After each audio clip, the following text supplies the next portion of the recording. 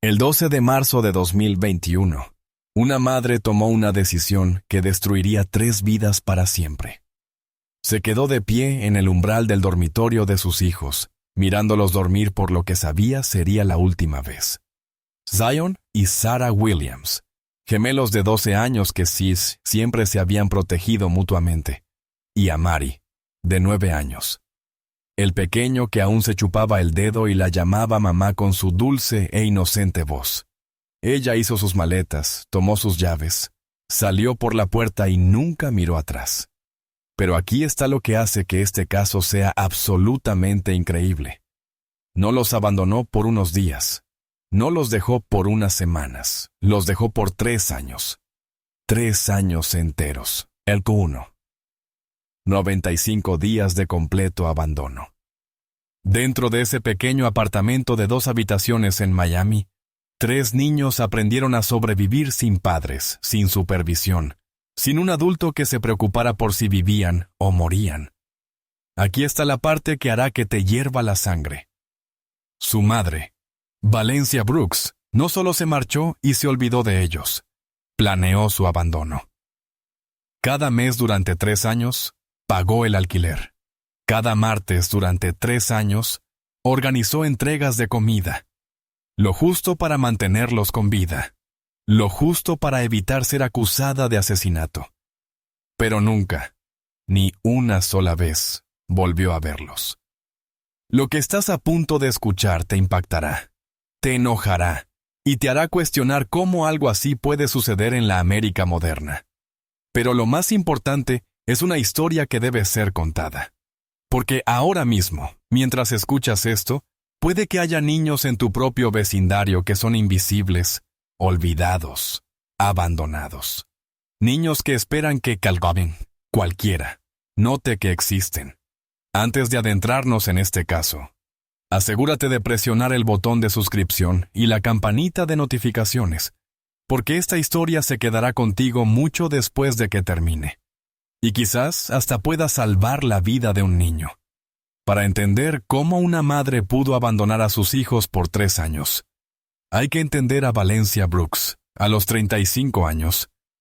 Era una mujer que había pasado toda su vida adulta huyendo de la responsabilidad. Pero Valencia no nació en el caos. No fue criada en la pobreza ni en el abuso. Creció en un hogar de clase media en Atlanta, Georgia. Sus padres, Robert y Diana Brooks, le dieron todas las oportunidades para triunfar. Escuela privada, clases de baile, vacaciones familiares. Por todos los medios. Valencia fue amada, apoyada y recibió todo lo que un niño podía desear. Pero incluso de adolescente, había señales de advertencia. Valencia ansiaba su atención.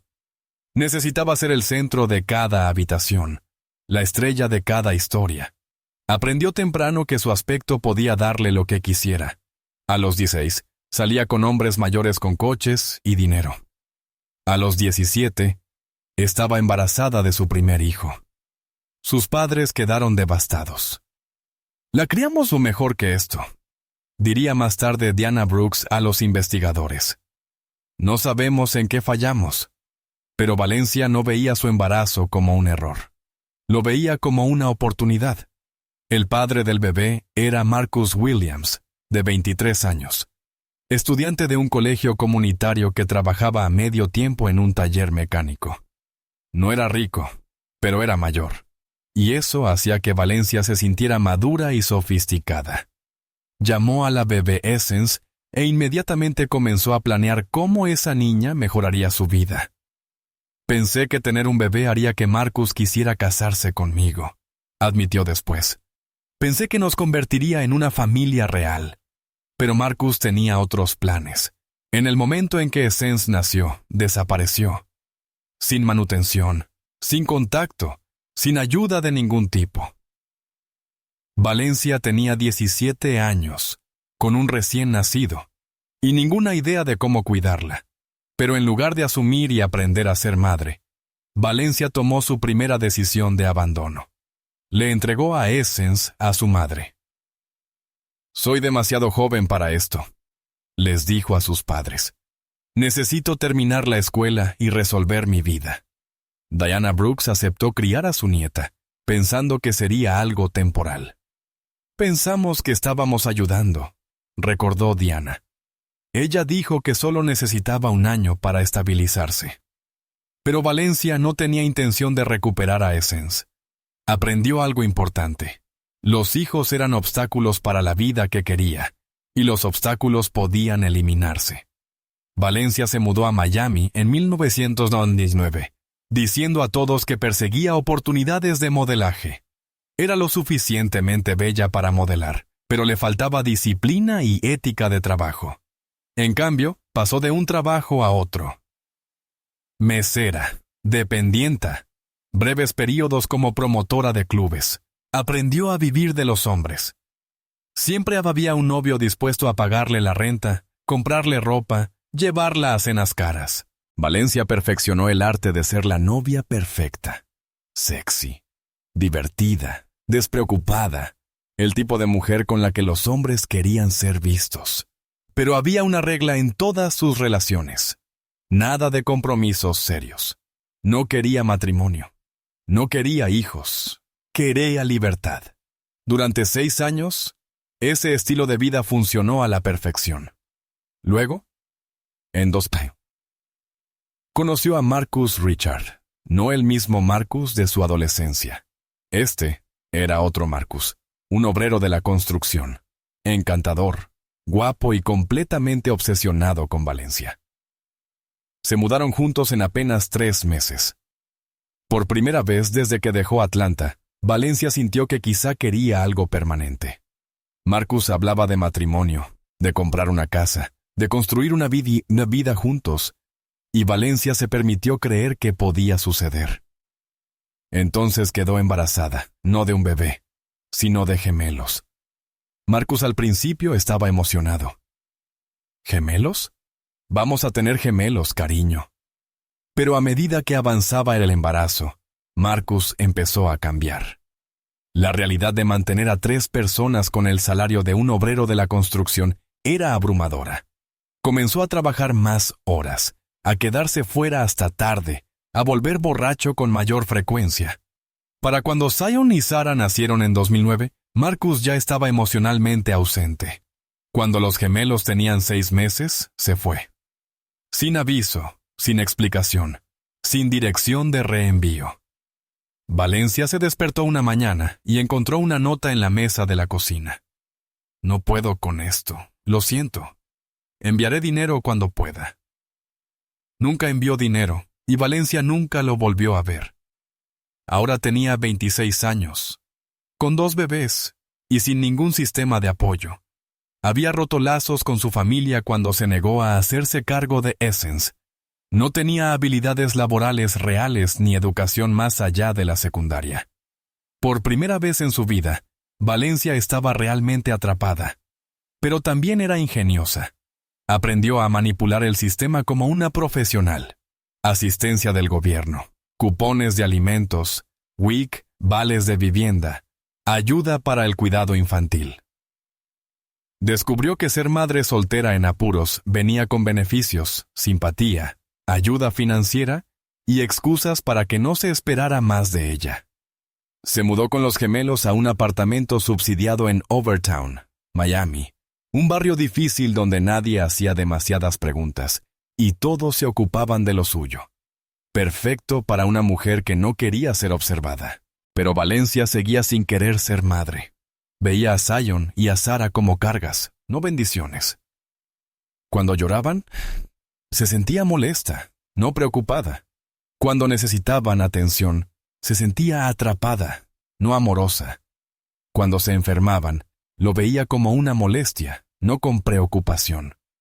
Los gemelos aprendieron temprano que no podían depender de su madre para recibir consuelo o cuidados. Cuando tenían hambre aprendieron a prepararse su propio cereal. Cuando tenían miedo, aprendieron a reconfortarse mutuamente. Cuando necesitaban ayuda, aprendieron a resolverlo solos. Valencia estaba físicamente presente, pero emocionalmente ausente. Pasaba los días durmiendo la resaca y las noches en clubes buscando a su próximo novio. Los gemelos eran dejados a menudo con vecinos o encerrados en el apartamento mientras Valencia salía. Volvía oliendo a hombres y alcohol, recordó un ex vecino. Esos bebés se criaban solos. Cuando los gemelos tenían 3 años, Valencia conoció a otro hombre. Este era diferente. Tenía dinero, un coche lujoso, y la hacía sentir especial otra vez. Pero había un problema. No quería hijos. Así que Valencia se volvió creativa. Comenzó a dejar a los gemelos con vecinos más seguido, a veces durante días. Le dijo a su nuevo novio que estaba entre apartamentos y que se quedaba con amigos. El arreglo funcionó algunos meses hasta que Valencia quedó embarazada otra vez. Esta vez de Amari. El novio desapareció en cuanto lo supo, y Valencia se quedó con 3 hijos menores de 4 años. Para entonces, el patrón era claro.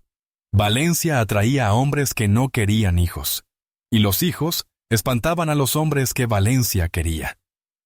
En su mente, solo había una solución: hacer a los niños menos visibles. En los años siguientes, Jonan, Sara y Amari aprendieron a ser fantasmas en su propio hogar. Permanecían en silencio cuando Valencia traía hombres. Se quedaban en su cuarto cuando ella estaba entreteniendo.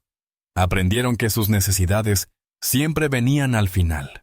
Valencia perfeccionó el arte de esconder a sus hijos mientras seguía cobrando beneficios por ellos. Sabía exactamente qué decirles a los trabajadores sociales para evitar sospechas. Son educados en casa. Cuando preguntaban por la escuela.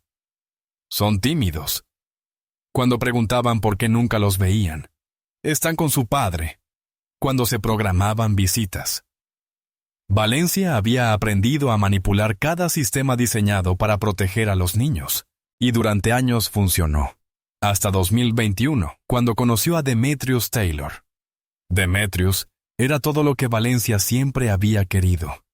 42 años, un negocio de jardinería exitoso, una hermosa casa en un vecindario de lujo, y lo más importante, buscaba una relación seria.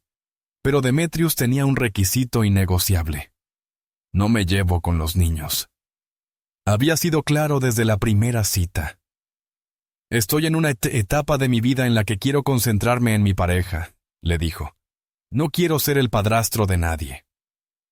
Valencia vio su oportunidad de tener la vida con la que siempre soñó. Pero había un problema. Tenía 3 hijos. Sion y Sara ya tenían 12 años. Amari tenía 9. Ya no podían esconderse. Eran demasiado grandes, demasiado conscientes, demasiado presentes. Entonces Valencia tomó una decisión que destruiría sus vidas. Si no podía esconder a sus hijos, los borraría. Crearía una nueva identidad para sí misma. Una mujer que nunca se había casado, nunca había tenido hijos, nunca había tenido responsabilidades. Empezaría de nuevo. Y Sion, Sara y Amari simplemente desaparecerían. La planificación comenzó en enero de 2021. Valencia investigó sistemas de pago automático de facturas. Miró servicios de entrega de comestibles. Le dijo a la escuela de los niños que cambiaría a educación en casa de manera permanente. Preparó a sus hijos para un abandono que presentó como temporal. Mamá van a encargarse de unos asuntos, les dijo. Ya son niños grandes. Pueden cuidarse solos un ratito. Lo hizo sonar como una aventura, una oportunidad para demostrar lo maduros que eran. Nunca les dijo que sería para siempre. El 12 de marzo de 2021, Valencia Brooks miró a sus 3 hijos por última vez. No sintió tristeza, ni arrepentimiento, ni instinto maternal. Sintió alivio. Por fin podría vivir la vida que siempre había querido sin la carga de unos hijos que nunca había querido en primer lugar. Salió por la puerta y nunca miró atrás. Durante 3 años, vivió como si sus hijos nunca hubieran existido. 12 de marzo de 2021. 6:47 es... Bueno. Valencia Brooks estaba en el umbral del dormitorio de sus hijos, mirándolos dormir. Pero no era una madre amorosa revisando a sus bebés. Era una mujer despidiéndose de los obstáculos de su vida. Llevaba semanas planeando ese momento. El servicio automático de entrega de alimentos estaba configurado con su tarjeta de asistencia del gobierno. La renta estaba programada para deducirse automáticamente de la cuenta conjunta que había abierto con Demetrius. Él pensaba que era para un guardamuebles. Incluso había practicado la mentira que le diría a Demetrius sobre su pasado. Todo estaba en su lugar para su nueva vida. Una vida en la que Sion, Sara y Amari no existían. Fue a la cocina y garabateó una nota en un papel. Me fui a encargarme de unos asuntos. Comida llegará cada martes. Renta pagada. Servicios pagados automático. No abran la puerta a nadie. No salgan. Vuelvo pronto. Mamá. Dejó la nota en la encimera. Agarró su maleta y caminó hacia la puerta. Por un instante, se detuvo. Desde el dormitorio, escuchó a Amari, de 9 años, hablar dormido. Mamá, ¿dónde? Valencia sintió un destello de algo, culpa, amor, arrepentimiento. Pero entonces sonó su teléfono. Un mensaje de Demetrius. No puedo esperar para empezar nuestra nueva vida juntos, cariño. ¿Lista? Y en ese instante, cualquier sentimiento maternal que pudiera haber tenido desapareció. Salió por la puerta, la cerró con llave detrás de ella y se fue en coche. Nunca miró atrás. Los niños se despertaron alrededor de las 9 en silencio. No era raro. Mamá a menudo se iba en las mañanas y a veces no volvía hasta el día siguiente. Sion, de 12 años, el gemelo mayor por 4 minutos, asumió el mando de inmediato.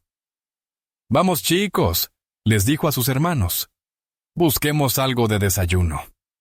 Sara y Amari lo siguieron a la cocina, sus pies descalzos pegándose al linóleo sucio. Sion abrió el refrigerador, casi vacío, salvo por unas sobras y medio galón de leche agria. Dividió la comida en 3 porciones, la calentó en el microondas y comieron en silencio. Solo cuando Amari preguntó, «¿Dónde está mamá?». Sion notó la nota. La leyó en voz alta a sus hermanos, descifrando las palabras con cuidado. «Me fui a encargarme de unos asuntos. Comida llegará cada martes. Renta pagada. Servicios pagados automático. No abran la puerta a nadie. No salgan. Vuelvo pronto». «Mamá, ¿qué tipo de asuntos?», preguntó Sara. «Asuntos de mamá. Va a volver», respondió Sion. Pasaron el día viendo caricaturas y jugando con juguetes rotos. Cada vez que oían pasos en el pasillo, miraban hacia la puerta con esperanza, pero Valencia nunca regresó. Al tercer día, incluso Sion empezó a preocuparse. Mamá se había ido por largos periodos antes, pero solía llamar. El teléfono, una vieja línea fija que apenas funcionaba, no había sonado ni una vez. La comida se estaba agotando peligrosamente. Sion buscó en cada gabinete, encontrando solo una caja de galletas rancias, un poco de mantequilla de maní y una lata de sopa. «Tenemos que hacer que esto dure», les dijo a sus hermanos, racionando la comida en porciones diminutas. Amari rompió en llanto. «Quiero a mamá», sollozó. «¿Cuándo va a volver?». Sion no tuvo respuesta. Por primera vez en sus 12 años de vida, sintió verdadero miedo. El martes por la mañana, alguien golpeó la puerta. Los niños se congelaron. Mamá siempre les había dicho, «No abran la puerta a nadie». Pero, ¿y si era ella? ¿Y si había perdido las llaves? Sion se acercó a la puerta y escuchó. «Entrega para Brooks», llamó una voz. Miró por la mirilla y vio a un hombre con uniforme sosteniendo bolsas de comida. Esperaron hasta que el hombre se fue y luego abrieron la puerta con cautela. Afuera había 4 bolsas de víveres: cereal, raviolis enlatados, ramen instantáneo, galletas saladas, cajas de jugo, mantequilla de maní, pan, comida básica de supervivencia. Nada fresco, nada que necesitara refrigeración, nada que requiriera habilidades de cocina. Los niños arrastraron las bolsas hacia adentro, con el estómago gruñendo de hambre. Por primera vez en días tenían suficiente para comer, pero aún no había señales de mamá. ¿Ven?, dijo Zion a sus hermanos, intentando sonar seguro. Mamá está cuidando de nosotros, va a volver. Pero en el fondo ya empezaba a dudarlo. Una rutina comenzó a formarse. Cada martes, aparecían víveres afuera de la puerta. Los niños aprendieron a escuchar el camión de reparto, esperando a que todo quedara en silencio antes de traer la comida adentro. Para el final del primer mes, habían dejado de preguntar cuándo regresaría mamá. Habían creado su propio pequeño mundo dentro del apartamento. Jugaban con juguetes rotos, se contaban historias, se cuidaban mutuamente cuando alguno enfermaba. Pero también empezaban a deteriorarse. Sin nutrición adecuada, perdían peso. Sin higiene regular, desarrollaban sarpullidos e infecciones. Sin educación, se atrasaban académicamente.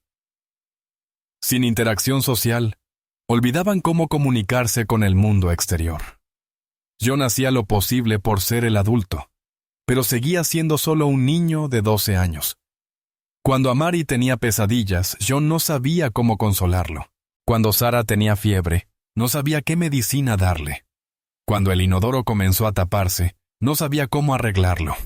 Estaba aprendiendo responsabilidades de adulto sin ninguna guía, y eso lo estaba destrozando. Al tercer mes, el apartamento empezaba a oler mal. No solo a cuerpos sin lavar y ropa sucia, sino a podredumbre. El inodoro ya no funcionaba, y los niños usaban esquinas del apartamento como baños. El fregadero estaba atascado con restos de comida y platos sucios. Empezaron a aparecer bichos, cucarachas, hormigas e incluso ratones. El cabello de los niños estaba enmarañado, las uñas largas y sucias, la ropa cayéndose a pedazos. Pero los cambios psicológicos eran aún peores. Los niños se volvían retraídos y deprimidos. Pasaban la mayor parte del día durmiendo. Cuando estaban despiertos, apenas hablaban entre sí. La alegría se había ido de sus vidas. Sobrevivían, pero no vivían. Al sexto mes, casi habían perdido contacto con la realidad.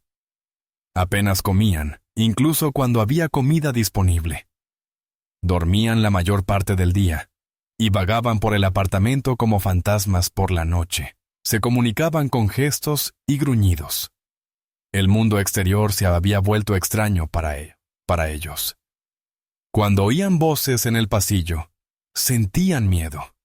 Cuando veían la luz del sol por las ventanas, les dolían los ojos. Amari había retrocedido gravemente. Con 10 años, se comportaba como un niño mucho más pequeño. Se orinaba encima con frecuencia. Se chupaba el dedo constantemente. Lloraba a menudo, pero en silencio, sabiendo que nadie vendría a consolarlo. Sus uñas eran tan largas que se curvaban como garras. Su piel estaba cubierta de llagas y sarpullidos. Sus dientes eran muñones ennegrecidos. Pero el peor daño era invisible. Estos niños habían olvidado cómo confiar. Habían olvidado cómo amar. Habían olvidado cómo tener esperanza. Habían sobrevivido. 0,95 días de abandono total. Pero habían pagado un precio que quizá nunca podría recuperarse. 18 de febrero de 2024, el día en que todo cambió. Durante 3 años, los niños habían vivido en completo aislamiento. Durante 3 años, ningún adulto los había revisado. Durante 3 años, habían sido invisibles para el mundo. Pero el 18 de febrero de 2024, alguien finalmente se dio cuenta. Michelle Rodríguez llevaba exactamente 3 semanas viviendo en el apartamento 4C, cuando escuchó los ruidos por primera vez. Era martes por la noche, 2:00 m. Y trataba de volver a dormir a su hija de 2 años después de una pesadilla. Entonces lo escuchó a través de las delgadas paredes. Pasos arrastrados, un raspado, como algo siendo empujado por el suelo. Pero sin voces, sin conversación, sin los sonidos normales de actividad humana. Michelle apoyó el oído contra la pared que separaba su apartamento del 4B. Los ruidos continuaban. Movimiento, pero no un movimiento normal. Sonaba casi como de animal. Michelle trató de convencerse de que no era nada. Tal vez los ruidos venían del piso de arriba. Tal vez eran ratas en las paredes. Tal vez estaba cansada e imaginando cosas. Pero en los días siguientes, los sonidos continuaron. Siempre de noche, siempre extraños, siempre inquietantes. Michelle empezó a prestar atención al apartamento de al lado durante el día. Nunca veía entrar o salir a nadie. Nunca escuchaba sonidos normales, ni televisión, ni música, ni conversaciones. Nunca veía luces en las ventanas. Era como si el apartamento estuviera vacío. Pero entonces, ¿por qué había ruidos en uno? Hasta Chukai. Michelle era madre y había aprendido a confiar en sus instintos, y sus instintos le decían que algo estaba muy mal. Empezó a preguntar a otros vecinos sobre el apartamento 4B. Ese es el lugar de los Brooks, dijo la señora Johnson del 4A. Valencia Brooks y sus hijos. ¿Cuántos hijos?, preguntó Michelle. 3, creo. Aunque hace tiempo que no los veo. ¿Qué quiere decir con hace tiempo? La señora Johnson se encogió de hombros. Meses, tal vez. Esa mujer siempre andaba entrando y saliendo. Nunca fue muy madre, si me pregunta. El 19 de febrero de 2024, exactamente 3 años después de que Valencia Brooks se marchara, Michelle Rodríguez escuchó algo que le heló la sangre. Llanto. No el llanto de un adulto, sino el de un niño. Sollozos suaves, apagados, desgarradores, que venían a través de la pared. Michelle agarró su teléfono y llamó al 911. Más 11. ¿Cuál es su emergencia? Necesito reportar una revisión de bienestar. Creo que hay niños en el apartamento de al lado, pero nunca veo adultos. ¿Cuál es la dirección? Michelle dio la dirección y el número del apartamento. ¿Hace cuánto tiempo escucha estos ruidos? 3 semanas, desde que me mudé. Pero mis vecinos dicen que no ven a la familia desde hace meses. Enviaremos a alguien para revisar. El golpe. Golpe en la puerta. 20 de febrero de 2024, 8:30 GCNM. Los oficiales María Santos y James Wright estaban afuera del apartamento 4B. Habían visto de todo en sus 30 años combinados en la fuerza, pero nada los había preparado para lo que estaban a punto de descubrir. La oficial Santos golpeó la puerta. Policía de Miami, venimos a hacer una revisión de bienestar. Silencio. Golpeó más fuerte. Hola, ¿hay alguien en casa? Esta vez escucharon algo. Un sonido de pasos arrastrados, como alguien moviendo los pies por el suelo. Luego una voz pequeña, asustada, apenas audible. Váyanse. Los oficiales se miraron. Definitivamente era la voz de un niño.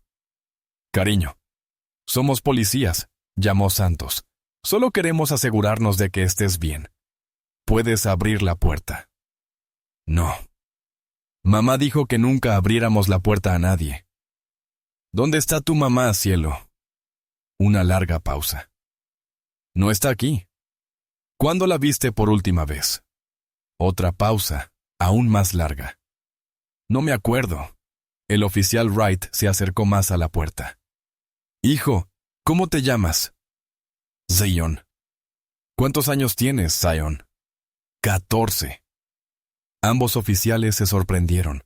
Esa voz sonaba mucho más joven que 14. ¿Hay otros niños contigo?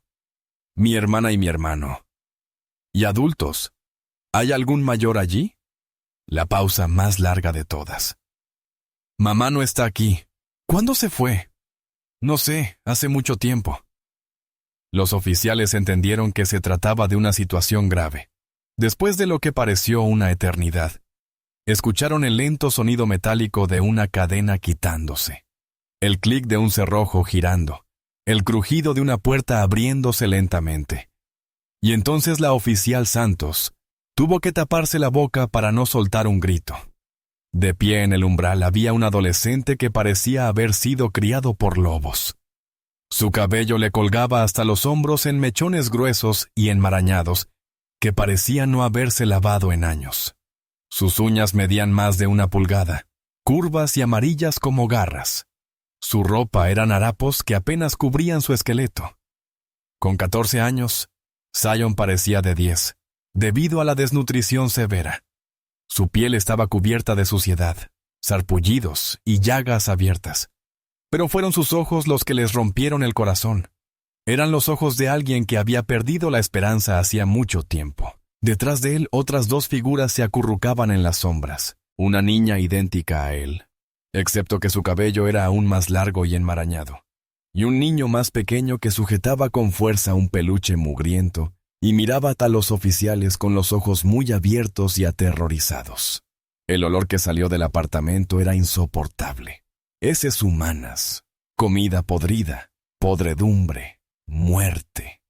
Era el olor de niños que habían sido olvidados por el mundo. «Jesucristo», susurró el oficial Wright por lo bajo. De inmediato llamó refuerzos, paramédicos y servicios de protección infantil. En cuestión de minutos, el apartamento estaba lleno de funcionarios, pero los niños estaban aterrados ante todos esos adultos que de repente invadían su espacio. Se acurrucaban juntos en una esquina, comunicándose con gruñidos y gestos.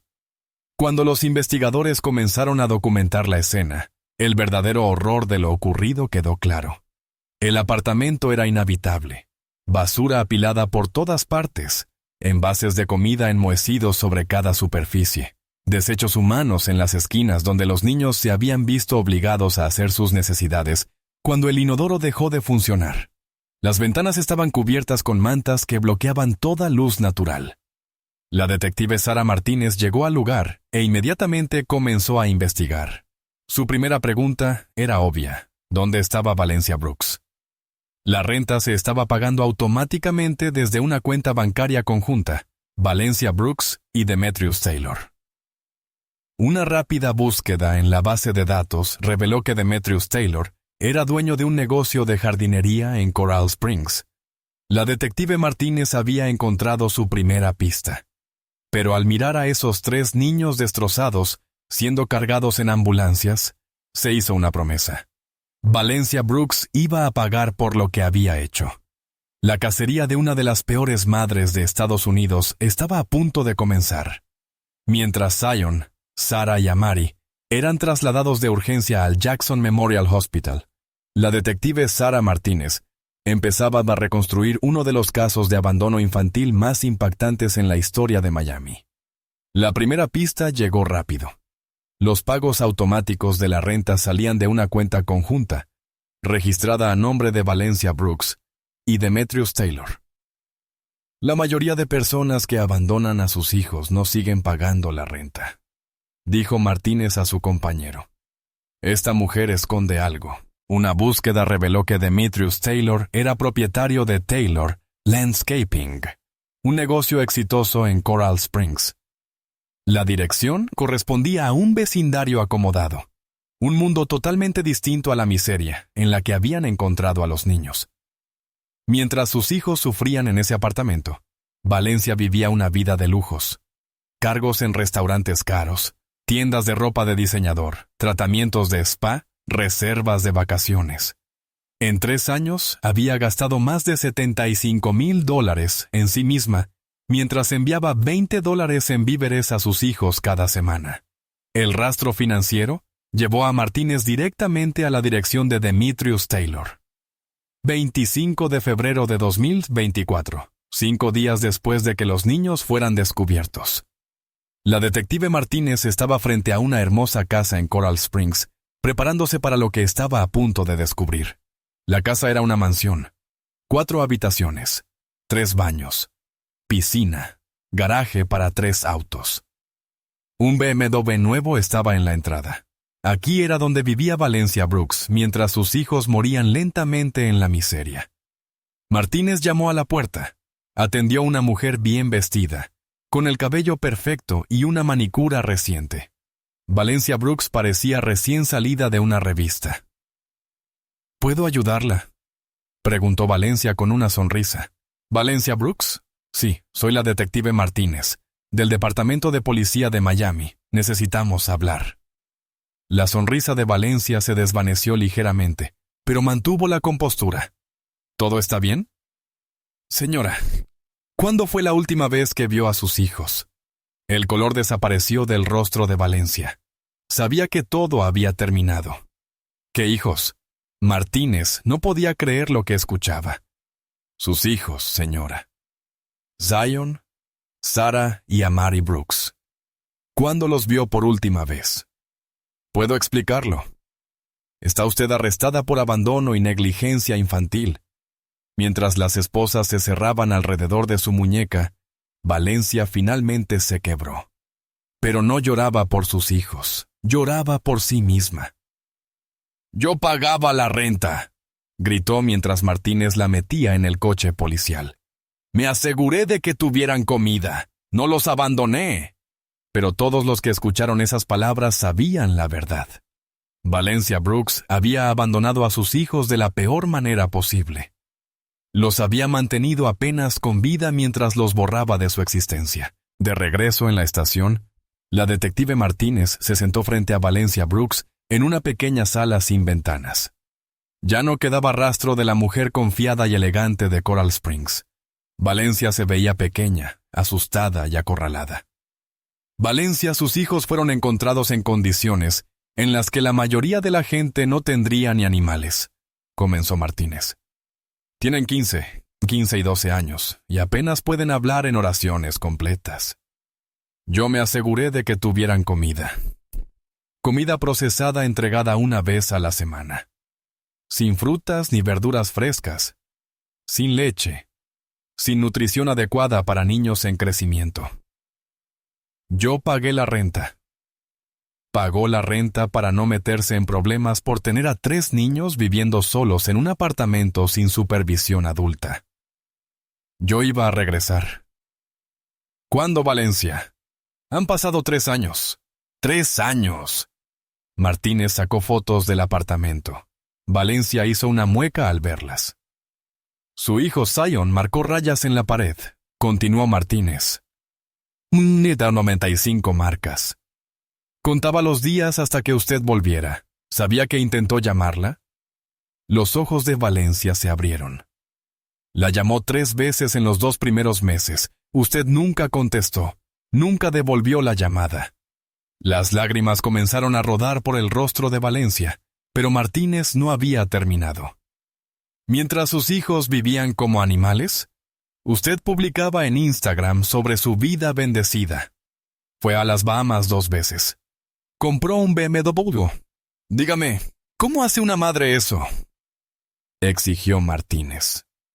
Dígame cómo duerme por las noches sabiendo que sus hijos sufren mientras usted vive en una mansión.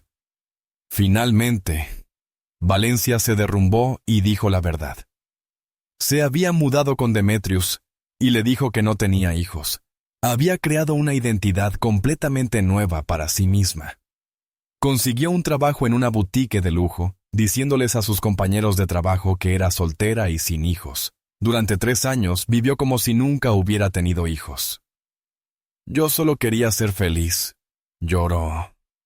Nunca quise ser madre, nunca pedí esto. Martínez la miró con disgusto. Pero lo era, Valencia. Usted era madre. Tenía 3 hijos que la necesitaban, y los tiró como basura. Mientras Valencia era interrogada, los detectives también cuestionaban a Demetrius Taylor. Lo que descubrieron fue casi tan impactante como el abandono de Valencia. Ella me dijo que nunca se había casado, que nunca había tenido hijos, declaró Demetrius con la voz temblorosa. Dijo que estaba enfocada en su carrera y que no había encontrado al hombre adecuado para sentar cabeza.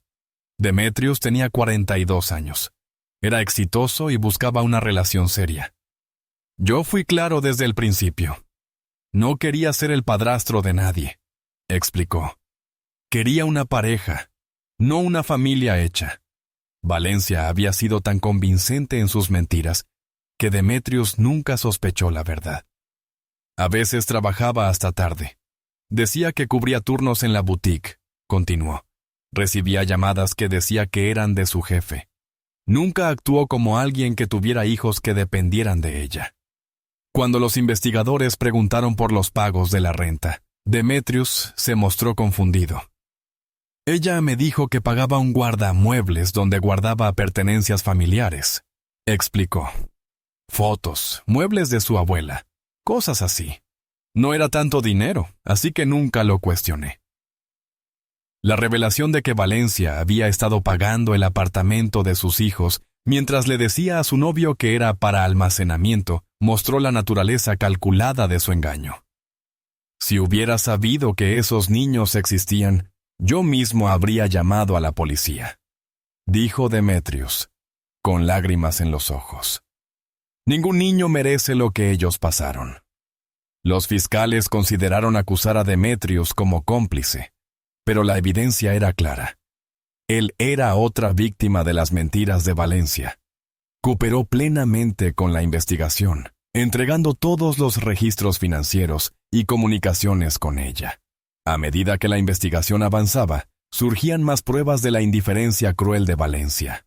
Sus publicaciones en redes sociales la mostraban viviendo su mejor vida mientras sus hijos sufrían. Fotos en restaurantes caros mientras sus hijos comían raviolis enlatados. Imágenes de vacaciones en las Bahamas mientras sus hijos no veían la luz del sol en meses.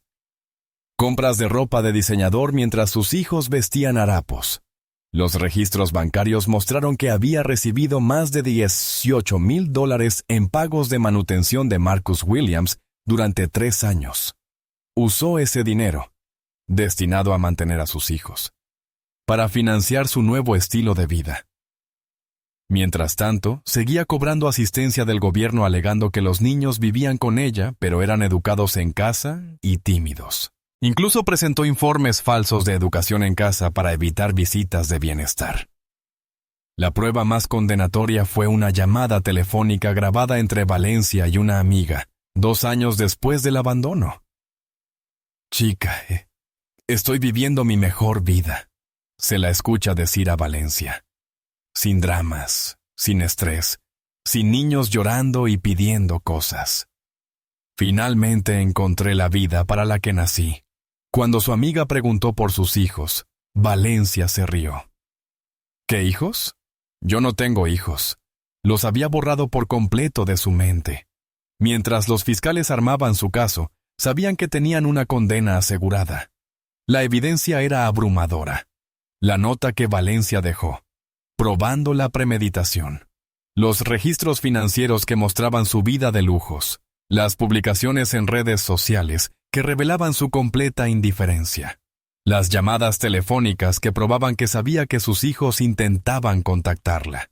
Los registros médicos que mostraban el daño severo infligido a 3 niños inocentes. Valencia Brooks iba a prisión por mucho tiempo. Pero la pregunta seguía siendo, ¿se haría verdadera justicia? ¿Podría algún castigo ser suficiente por lo que les hizo a Zion, Sarah y a Mari? El juicio fue programado para 6 meses después.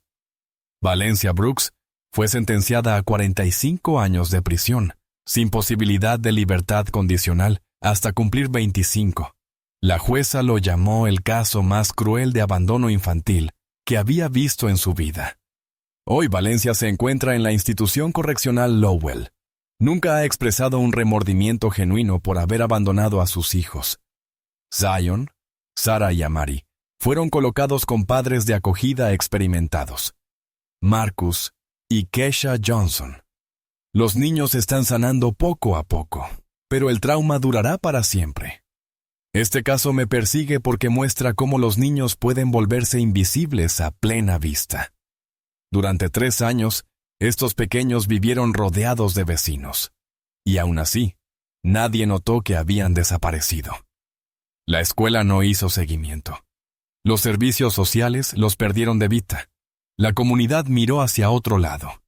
Valencia Brooks explotó cada vacío de nuestro sistema de protección infantil. Demostró que, si sabes manipular el sistema, los niños pueden simplemente desaparecer. La verdadera pregunta no es solo cómo Valencia pudo hacer esto, es cómo todos nosotros lo permitimos. Mientras sigues con tu vida, presta atención a los niños en tu comunidad.